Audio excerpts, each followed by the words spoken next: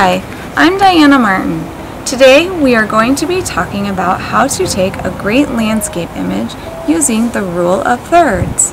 In the world of landscape photography, the rules are a little bit different.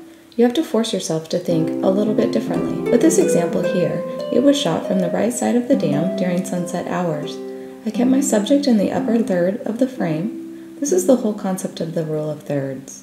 The rule of thirds states that an image is most pleasing when its subjects or regions are composed along imaginary lines which divide the image into thirds, both vertically and horizontally. This rule produces more beautiful, more interesting images, and people do this in landscape all the time. An example of the rule of thirds is this image of this beautiful lilac flower backed by lovely spring grass. You can see this lilac is on the right third of the image.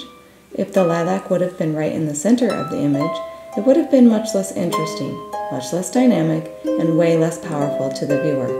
While keeping in mind the rule of thirds, there are times when you can't capture it in the actual image, so it's okay to edit it in post-processing and recrop the image to get that rule of thirds back in your image. And another thought for the rule of thirds, while you are lining your subject up, keep in mind that concept of the negative space, the area that your subject isn't in. That area also creates a very interesting image.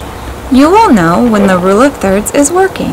It will help transition into that eye-catching photo.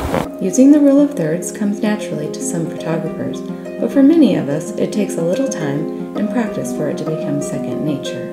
So, when shooting landscape photography, keep the rule of thirds in mind.